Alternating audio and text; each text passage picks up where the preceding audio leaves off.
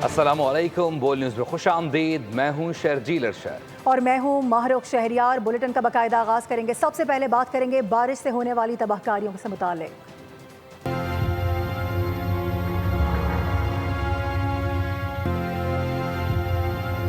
पंजाब में हालिया बारिशों ने तबाही फेर दी है। चकवाल में क्लाउड बर्स्ट हुआ है। नदी नाले बिफर गए हैं। बताया जा रहा है कि 2 डैम्स भी टूट गए हैं।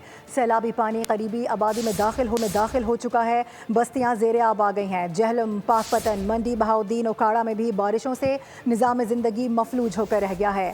पाक फौज और ज़िला इंतज़ामिया ने रेस्क्यू ऑपरेशन करते हुए सैकड़ों जानें बचाई हैं।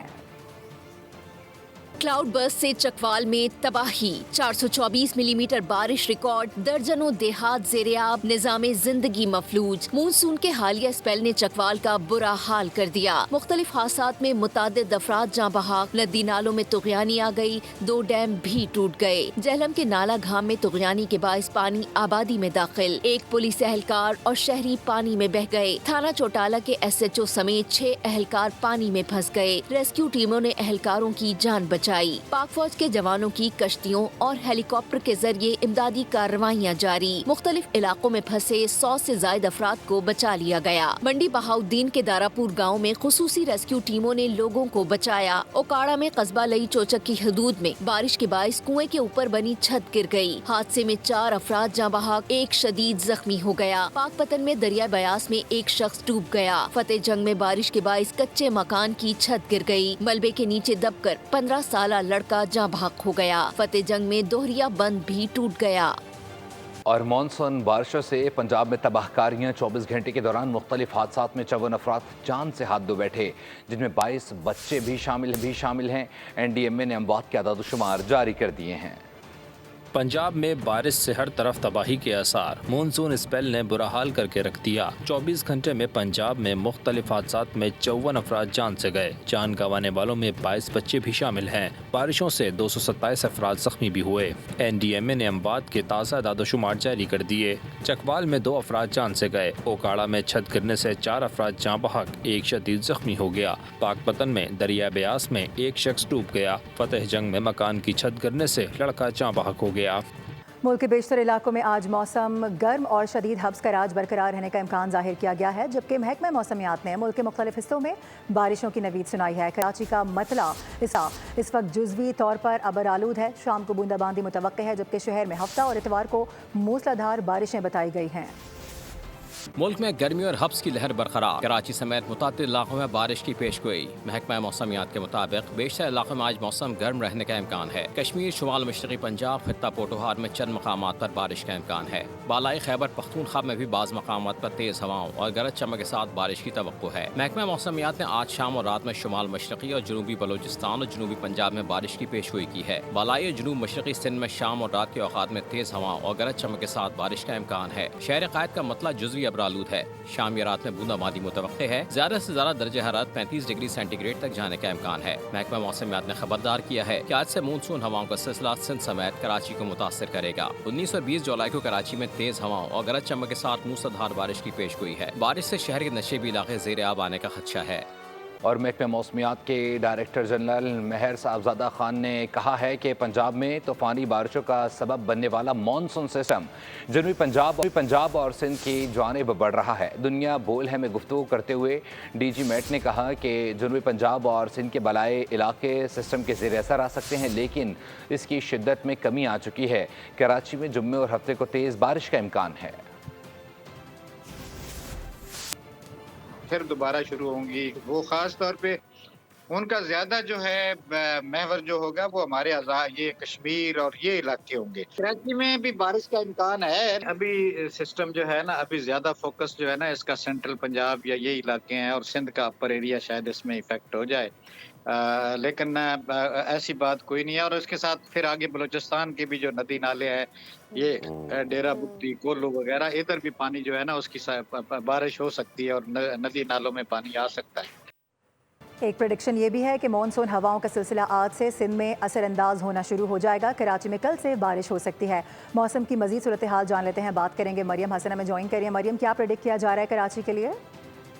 हवाओं का सिलसिला सिंध में आज से असरअंदाज होना शुरू होगा और आज शाम से सिंध के मुत्तहिद अजला में गरज चमक के साथ और तेज़ हवाओं के साथ जो है बारिश का इम्कान जाहिर किया गया है। महकमा मौसमियात के मुताबिक थरपारकर, बदीन, उमरकोट, उसके साथ साथ लड़काना, सोजावल और जो दीगर अजला हैं वहाँ पर इतवार तक जो है गरज चमक के साथ तेज़ बारिश के इम्कानात मौजूद हैं। ताहम अगर हम शहर कायद की बात करते हैं तो शहर कायद में कल शाम से ये सिस्टम जो है वो असरअंदाज होना शुरू होगा, लेकिन इस दौरान जो है मूसलाधार बारिश का इम्कान नहीं है।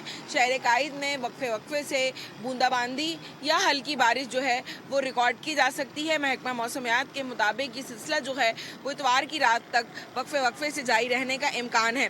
ताहम शहर कायद में आज जो है मौसम इंतहाई गर्म और मरतूब रहेगा, लेकिन जो ये रवा सिस्टम है, जो मौजूदा सिस्टम है, इस सिस्टम के अंदर जो है इतनी इंटेंसिटी नहीं है कि वो शहर कायद में जो है गरज चमक के साथ बारिश बरसाए। ताहम अंदरून सिंध में बारिशें ज़रूर होंगी। यही वजह है कि मुताल्लिका इदारों को अलर्ट जो है वो जारी कर दिया गया है और तमाम पेशगी इक़दाम करने की हिदायत भी जो है वो जारी कर दी गई है। अपडेट करने के लिए। और दरिया सिंध में गुड्डू बैराज पर पानी की सतह में वाज़े कमी आना शुरू हो गई है। गुज़िश्ता 24 घंटे में पानी की सतह में 1,19,000 क्यूसेक कमी हुई है। यहाँ सैलाबी रेला दरमियाने दर्जे से निचले दर्जे में तब्दील हो गया है। मज़ीद जानते नुमाइंदा बोल न्यूज़ शाहिद अली से शायद अपडेट कीजिएगा। दरिया बैराज पर पानी की सतह में तेज़ी से कमी होना शुरू हो गई। दरमियाने दर्जे का सैलाब अब निचले दर्जे के सैलाब पर चला गया है। गुज़िश्ता 24 घंटों में गुड्डू बैराज पर 1,19,000 क्यूसिक पानी की सतह में कमी हुई है, जबकि सखर बैराज पर गुज़िश्ता 24 घंटों में तकरीबन 11,000 क्यूसिक पानी की सतह में इजाफा हुआ है। यहाँ पानी की सतह 3,20,000 क्यूसिक से तजावुज़ कर गई है। गुड्डू बैराज से दरमियाने दर्जे का सैलाबी रेला निकल गया है, जो सखर बैराज की जानिब बढ़ रहा है। गुड्डू बैराज पर अब निचले दर्जे का सैलाब है। सखर बैराज पर पानी की सतह में इजाफा हो रहा है। गुड्डू और सखर के दरमियान हज़ारों एकड़ पर कच्चे का जो इलाका है वो ज़ेरे आब आ चुका है। मुतादिद देहातों के अतराफ़ में पानी जो है वो फैल चुका है। जो कच्चे में कुछ झोपड़ियाँ और घर बने हुए थे वहाँ भी पानी दाखिल हो गया। वहाँ के लोग जो है वो आमदरफ्त के लिए कश्तियों का इस्तेमाल कर रहे हैं। सखर बैराज पर इस वक्त पानी की सतह में इजाफा हो रहा है, लेकिन गुज़िश्ता 24 घंटों में जो इजाफा हुआ उसके बाद अब महकमा आबपाशी के माहिरीन के मुताबिक आज रात से जो है सखर बैराज पर पानी की सतह जो है वो नीचे जाना शुरू हो जाएगी, जबकि कोटरी बैराज जो है वहाँ पानी की सतह बुलंद होती रहेगी। ये जो सैलाबी रेला दरमियाने दर्जे का गुड्डू से गुजरकर सखर से निकल के जा रहा है, ये कोटरी बैराज तक पहुँचेगा। बहुत शुक्रिया आपका शाहिद। आगे बढ़ते हुए आपको बताएं कि पाक आर्मी का सैलाबी सूरत हाल में मुल्क भर में वसी पैमाने पर फ़िज़ाई रेस्क्यू ऑपरेशन जारी है। मुतादिद अफराद को महफूज मकामात पर मुंतकिल किया जा रहा है। आर्मी एविएशन के हेलीकॉप्टर्स ने दुश्वार गुजार इलाकों में इमदादी सरगर्मियाँ अंजाम दी हैं। गाँव चक्री राजन में 3 अफराद को रेस्क्यू किया गया है, जबकि चकवाल और खानपुर से 27, चक मोंजो से 10, ढोक भदर और दारापुर से 69 अफराद को महफूज मकामात पर पहुँचाया गया है। Army rescue and relief operation में मकामी इंतजामिया भी भरपूर हिस्सा ले रही है।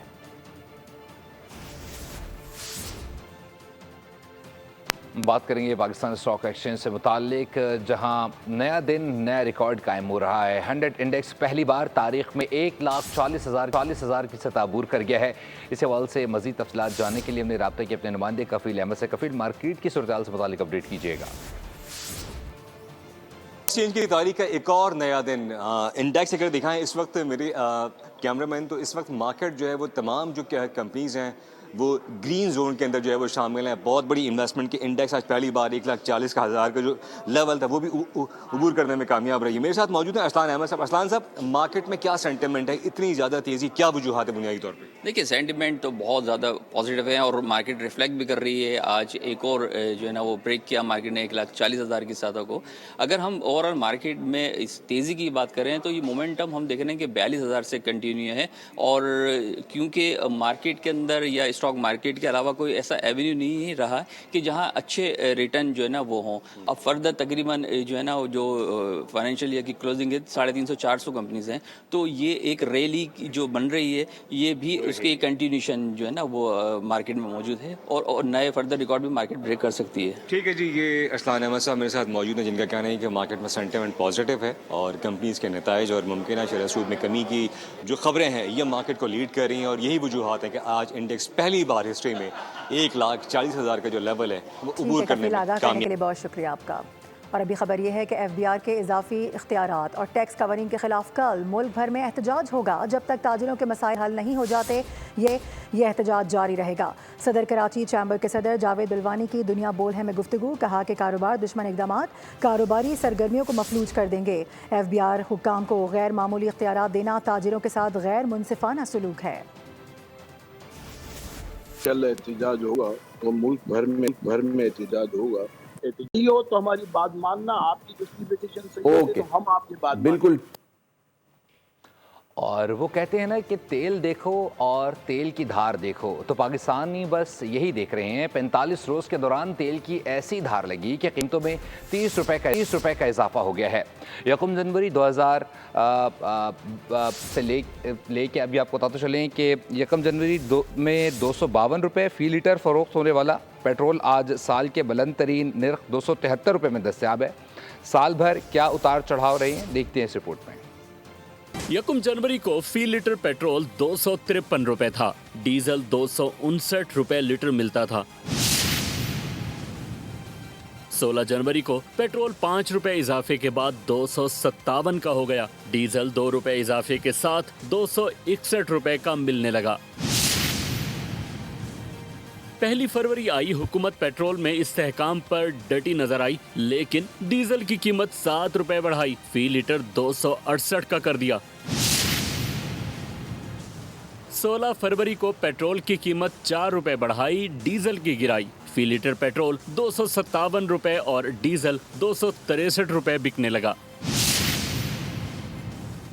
1 मार्च को पेट्रोल की कीमत 1 रुपए गिराई और 253 रुपए मुकर्रर कराई, डीजल की कीमत 8 रुपए कमी के बाद 260 रुपए पर आई। 16 मार्च को कीमत में चंद पैसों की कमी की कीमत 256 रुपए ही रखी, डीजल 1 रुपए कमी के बाद 259 रुपए पर आ गया। अप्रैल में पेट्रोल की कीमत मुस्तहकम रही, 1 रुपए की कमी के बाद 255 पर आ गया, 1 रुपए की कमी के साथ डीजल भी 258 का हो गया। मई में सूरत हाल बरकरार रही, पेट्रोल और डीजल की कीमतों में कोई रद्द-बदल नहीं किया गया। जून से पेट्रोल और डीजल की कीमतों ने जोबन का सफर शुरू किया। 1 जून को पेट्रोल 254 और 16 जून को 258 रुपए फी लीटर हुआ, डीजल भी जून के इख्तिताम तक 263 रुपए तक पहुंच गया। 1 जुलाई को पेट्रोल की कीमत 12 रुपए इजाफे के बाद 267 रुपए करार पाई, डीजल ने भी 10 रुपए की छलांग लगाई, फी लीटर कीमत 273 रुपए करार पाई। आइंदा 15 रोज के लिए पेट्रोल 273 रुपए मिलेगा और डीजल 285 रुपए में डाला जाएगा।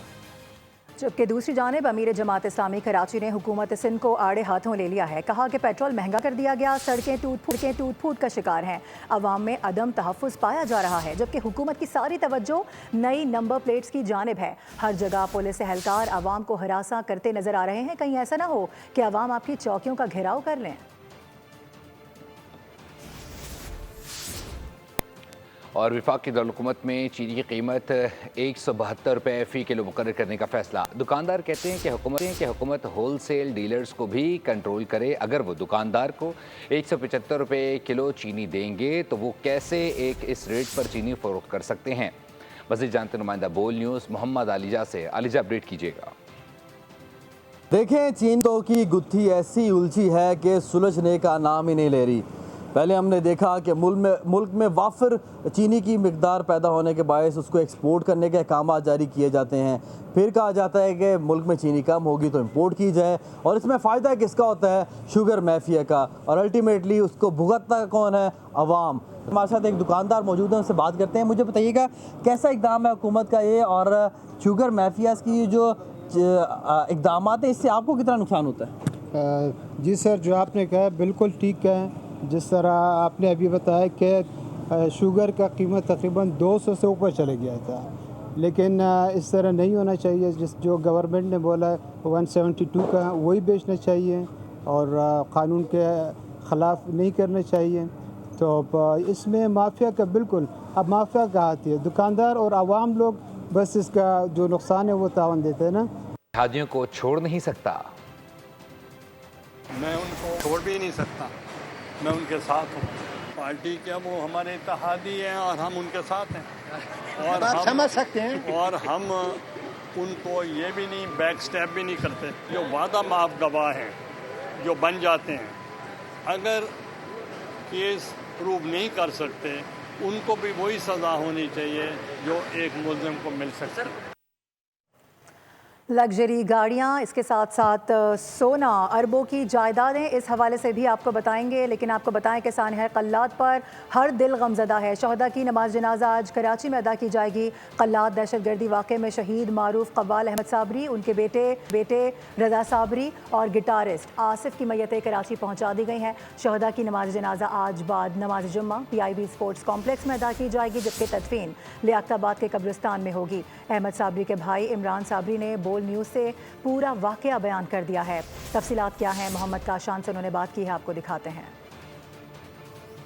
आज पिछले रोज़ पहले कल्लात में फितनतुल हिंदुस्तान के दहशतगर्दों की फायरिंग का निशाना बनने वाले मारूफ कवालों के नमाज जनाजा की मुकम्मल तौर पर तैयारी मुकम्मल कर ली गई है। नमाज जनाजा बाद नमाज जुम्मा PIB स्पोर्ट कॉम्प्लेक्स में अदा की जाएगी। इस टाइम में मैं मरहूमीन के घर के बाहर मौजूद हूँ। सोगवान की आमद का सिलसिला भी जारी है। वाक़या किस तरह हुआ था, क्योंकि गाड़ी के अंदर अहमद साबरी के हमरा, उनके हमनवा और उनके भाई इमरान साबरी और फैसल साबरी मौजूद थे, और साथ ही साथ उनके भतीजे जो हैं वो साकिब, वो भी मौजूद थे। हम लोग उस टाइम सारे सो रहे थे गाड़ी के अंदर जब सो रहे थे तो आवाज़ आई जैसे टायर की जो फटता है, मैं शायद पंचर हो गया हो, ब्लास्ट हुआ, हमें पता नहीं चला, हम सो रहे थे।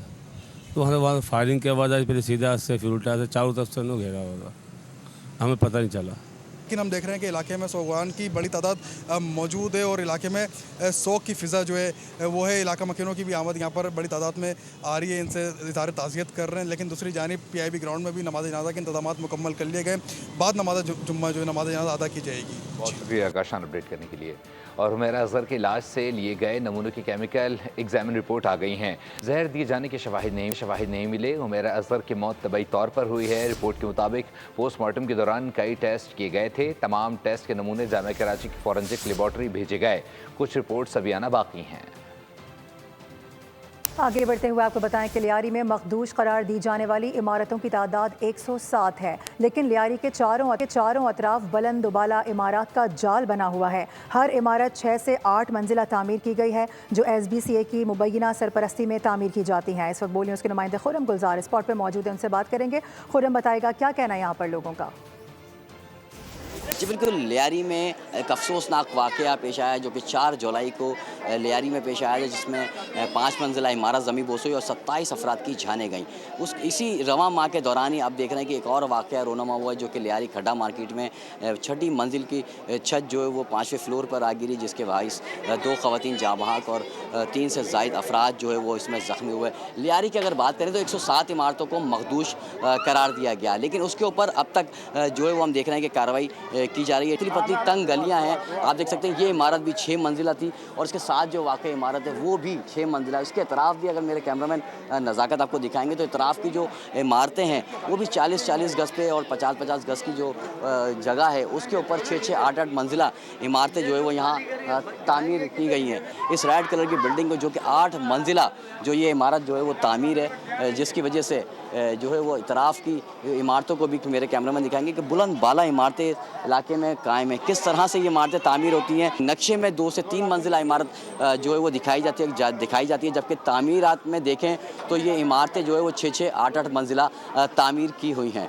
जी, अपडेट करने के लिए आपका बहुत शुक्रिया। आगे बढ़ते हुए आपको बताएं कि वज़ीर आला सिंध सैयद मुराद अली शाह ने NED यूनिवर्सिटी में 2 नए मंसूबों का इफ्तिताह कर दिया है। बताया जा रहा है कि इंटरनेशनल बॉयज़ हॉस्टल में 112 तलबा की गुंजाइश है, जबकि वज़ीर आला सिंध का ये कहना है कि पीपल्स पार्टी हुकूमत ख़वातीन की तालीम के लिए अहम इक़दाम भी कर रही है। NED यूनिवर्सिटी में 52 तालिबात के लिए गर्ल्स हॉस्टल भी तामीर किया गया है। इसके साथ साथ तालीम में शमूलियत और मौक़े की फ़राहमी हुकूमत की तरजीह बताई जा रही है। वज़ीर आला पंजाब मरीम नवाज से बांग्लादेशी हाई कमिश्नर इकबाल हुसैन की मुलाकात हुई है। बाहमी तिजारत, सनत, ज़राअत और ख़वातीन की तरक्की के शोबों में ताउन बढ़ाने पर इत्तफ़ाक़ किया गया है। मरीम नवाज ने कहा कि पाकिस्तान और बांग्लादेश एक ही दरख्त की 2 शाखें हैं, जड़ें मुश्तरका तारीख़ और सक़ाफ़त में पेवस्त हैं। पंजाब बांग्लादेश की गारमेंट्स, विमेन वर्कफोर्स और डिजिटल अपस्किलिंग में इश्तराक को कदर की निगाह से देखते हैं। वज़ीर आला ने चावल, मेडिकल डिवाइसेस और सरहदी क्लस्टर्स में भी ताउन की पेशकश की। हाई कमिश्नर ने मरियम नवाज के तरक्याती विजन और फलाही इक़दामात को सराहा। आपको बताएं कि शहनशाह गज़ल मेहदी हसन का आज 98वां यौम पैदाइश है। तवील अरसे तक फ़न मौसीकी की उफ़ुक़ पर हुक्मरानी की। सुरों के बादशाह ने हज़ारों फिल्मी और गैर फिल्मी गीत और गज़लें गाईं। अजीम फ़नकार को फ़नी खिदमात के एतराफ़ में निगार अवार्ड, हिलाल इम्तियाज़, निशान इम्तियाज़ और तमग़े बराए हुस्न कारकर्दगी से नवाजा गया। न्यूज़ स्टूडियो से फिल वक्त के लिए इतना ही। विजिट कीजिए bolnews.com और देखते रहिए बोल।